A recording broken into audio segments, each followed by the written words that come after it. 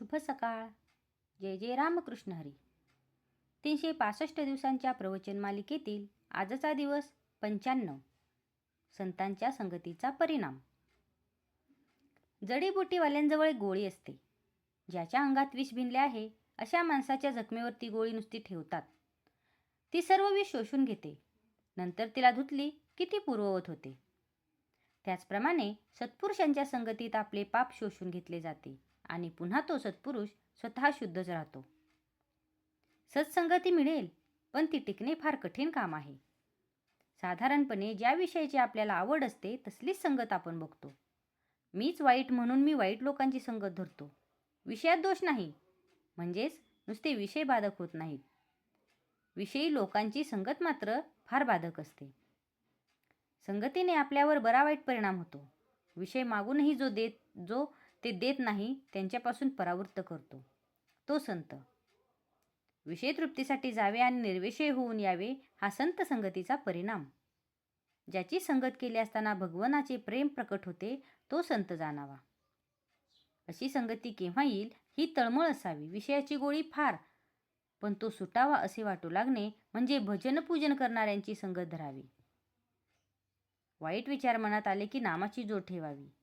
आपला सर्व ठायी भगवतभाव वाढू लागला म्हणजे संतांची प्रचिती येते. भगवंताच्या लीला पाहणाऱ्यांना खरा आनंद मिळतो. म्हणून संत नेहमी भगवंताविषयी सांगत असतात. ते जे गातील तो संगीतालाच रागच समजावा.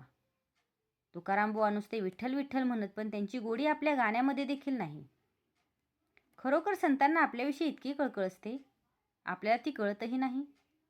संत आपल्या हिताचे सांगतात, पण आपले मन विषयात वावरत असल्यामुळे त्यांचे बोलणे आपल्या मनात पूर्णपणे ठसत नाही. कडू औषध असले तरी रोग झाल्यावर आपण ते घेतोच ना.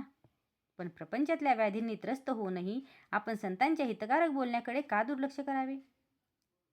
ज्याला भगवंताचे अधिष्ठान आहे त्याचे कडक बोलणे सुद्धा कुणाला लागणार नाही.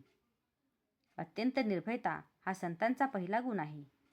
कारण सर्व ठिकाणी मीच आहे ही भावना झाल्यावर भयाचे कारण उरत नाही.